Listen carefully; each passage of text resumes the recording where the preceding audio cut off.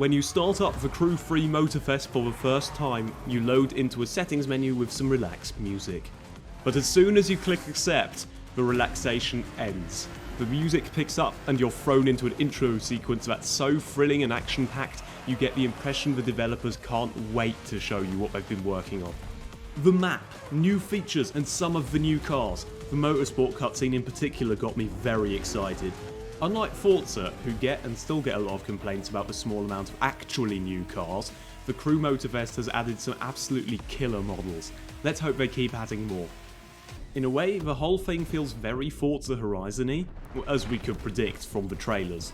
I like the way the game shows you and hypes up a lot of the different disciplines by giving you a short bit of driving in a few different vehicles, the speed and intensity ever increasing to really get you excited for what's to come. Once you finish that, you're greeted by an epic transition, and most importantly, when it's over, which it is relatively quickly, you really feel they want you playing the game and figuring stuff out for yourself. And when it's all over, you get to choose your starter car.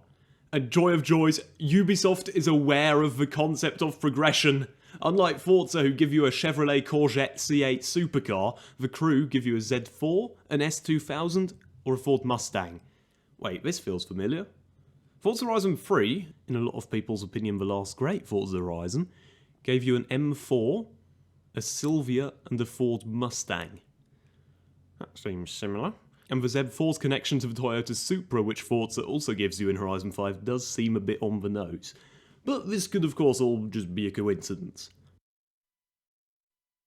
You're able to import your cars from the Crew 2, which, while going against my desire for proper progression, is nice, and I really appreciate that the effort you had to put in to get the weekly car rewards and the real world money people spent doesn't go up in smoke because they have to buy a new game. Personally, I'll be importing them, but not using them for anything progression related. Add to all of this some actually challenging events. If you have the difficulty up slightly, I can tell you now that I'm going to be spending a lot of time with this game when it comes out. Soon after this, the game asks you to select a playlist so you have an idea of what you could be doing, but then it's up to you. Unlike the dumbed down hand-holding FH5, the Crew Motorfest just tells you to get on with it and figure it out for yourself. Once you leave the festival, the more jarring similarities end. It feels like a Crew game, and it looks like one, and I love it.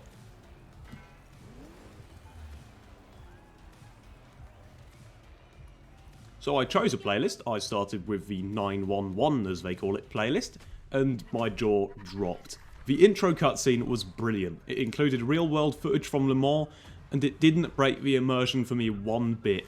You got the impression whoever made it really loves the 911. It was epic. And that's coming from someone who has no interest in Porsches. The Japanese car culture playlist was fun too, and does a very good job of introducing drifting and drag racing. I wasn't that impressed with the choice of cars though.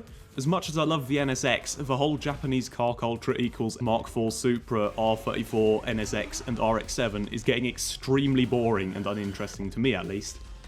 There's so many interesting Japanese cars, but everyone always chooses these four and ignores anything else. The Classic Cars playlist also has some very fun gimmicks to make it stand out and engaging, which I enjoyed it. To summarise my first impressions of the Crew Motorfest, I honestly get the impression that the devs are trying to say, you know Forza Horizon 5? Yeah, we could have copied that and made a better game out of it, but we won't. We know what the Crew is, what the audience want, and we're passionate about it. And that passion is really infectious. So far, this is my favourite open world racing game since Forza Horizon 3.